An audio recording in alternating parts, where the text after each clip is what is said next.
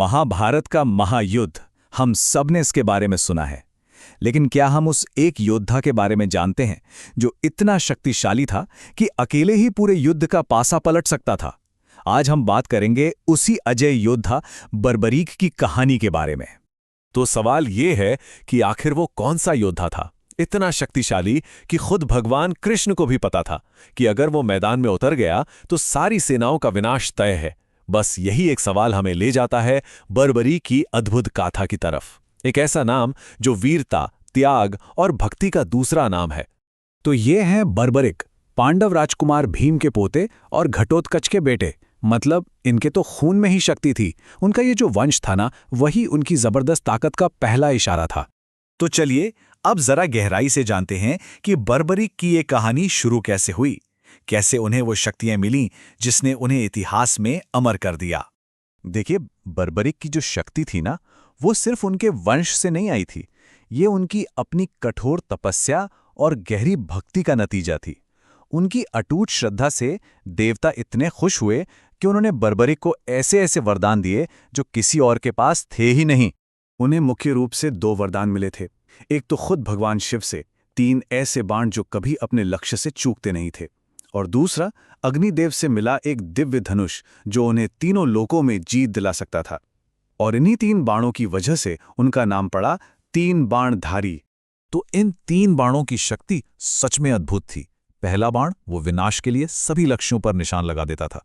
दूसरा बाण वो उन सब पर निशान लगाता था जिन्हें बचाना है।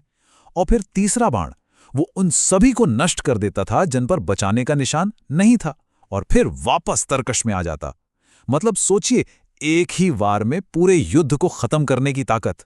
तो अब जब महाभारत का महायुद्ध दरवाजे पे खड़ा था, बर्बरीक ने भी फैसला किया कि वो इस युद्ध को देखने जाएंगे।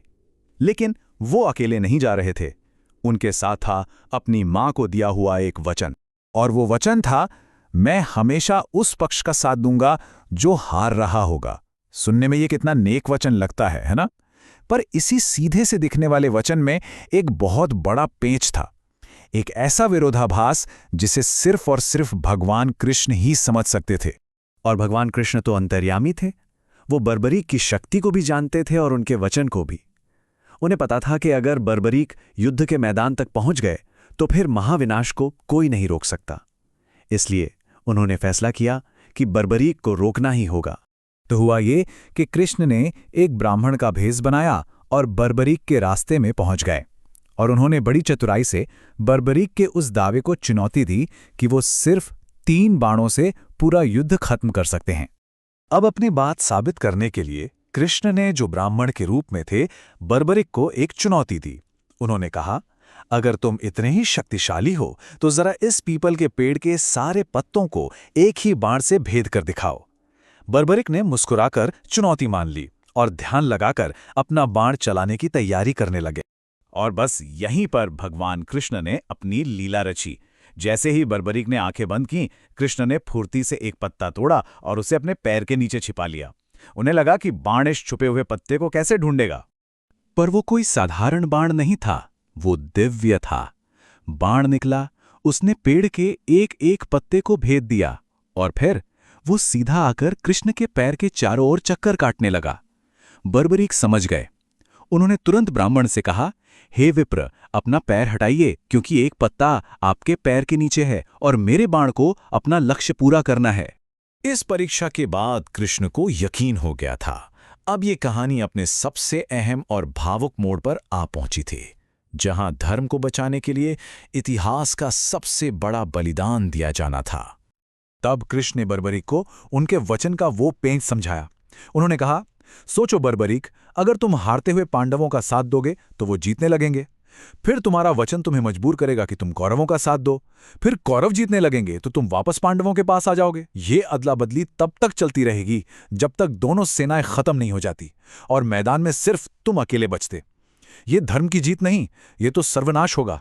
और फिर कृष्ण अपने असली दिव्य रूप में आए। उन्होंने बर्बरीक को उस युग का सबसे वीर क्षत्रिय कहा, और फिर उनसे वो मांगा जो कोई सोच भी नहीं सकता। उन्होंने कहा, युद्ध के मैदान को पवित्र करने के लिए सबसे वीर क्षत्रिय के शीश का दान चाहिए, और वो वीर तुम हो। उन्होंने बर्बरिक से उनके शीश का दान मांगा। और बर्बरिक का जवाब सुनिए, बिना एक पल भी सोचे उन्होंने अपना शीश दान में देने के लिए हाँ कर दी। बस उनकी एक आखिरी इच्छा थी, वो अपनी आंखों से महाभारत का ये पूरा युद्ध देखना चाहते थे। इस महान बलिदान को देखकर भगवान कृष्ण बहुत प्रसन्न हुए। उन्होंने बर्बरीक को एक से बढ़कर एक वरदान दिए। उन्होंने कहा कि कलयुग में तुम्हें मेरे ही नाम श्याम से जाना और पूजा जाएगा। तुम शीश के दानी के रूप में पूजे जाओगे। तुम हारे का सहारा बनोगे और जो भी सच्चे दिल से तुम्हारा नाम लेगा उसकी हर मनोकामना पूरी होगी। और बस यहीं से बर्बरीक की कहानी का एक नया अध्याय शुरू होता है। महाभारत के एक साक्षी से कलयुग के एक महान देवता बनने का सफर। कृष्ण ने भी अपना वादा निभाया। उन्होंने बर्बरीक के शीश को एक ऊंची पहाड़ी पर स्थापित कर दिया, जहां से बर्बरीक ने पूरा युद्ध अपनी आंखों से देखा। और युद्ध खत्म होने के बाद जब पांडव इस बात पर बहस कर रहे थे कि जीत का हीरो कौन है, तब बर्बरीक के उसी शीश ने गवाही दी कि इस जीत का असली श्रेय अगर किसी को जाता है तो वो सिर्फ और सिर्फ कृष्ण की दिव्य रणनीति को जाता है। युद्ध खत्म होने के बाद उस पवित्र शीश को खाटू नगर में दफना दिया गया, जो आज राजस्थान में है। फिर सदियां बीत गईं और एक दिन एक चमत्कार हुआ। एक गाय रोज एक ही जगह पर जाकर अपने थन से दूध की धार बहाने लगी। जब उस जगह को खोदा गया तो वो पवित्र शीश फिर से प्रकट हुआ। इसके बाद सन 1027 में राजा रूप सिंह चौहान को सपने में मंदिर बनाने की प्रेरणा मिली और उन्होंने पहला मंदिर बनवाया। और फिर 1720 में दीवान अभय सिंह ने उस मंदिर को और भी भव्य रूप दिया। और इस तरह महाभारत के वो महान योद्धा बर्बरीक आज के हमारे पूजनीय देवता खाटू श्याम बाबा बन गए। ये भगवान कृष्ण के उसी वरदान का साक्षात प्रमाण है। आज राजस्थान के सीकर में बना वो मंदिर करोड़ों लोगों की आस्था का एक बहुत बड़ा केंद्र है। हर साल खास तौर पर फाल्गुन के मेले में लाखों लोग वहां पहुंचते हैं, अपने हारे हुए मन को सहारा देने वाले अपने श्याम बाबा के दर्शन करने। बर्बरीक की ये पूरी कहानी हमें एक बहुत गहरे सवाल के साथ छोड़ जाती है। क्या सबसे बड़ी जीत कोई युद्ध जीतना है, या फिर किसी बड़े लक्ष्य के लिए, धर्म के लिए अपना सब कुछ बलिदान कर देने की इच्छा रखना ही असली जीत है?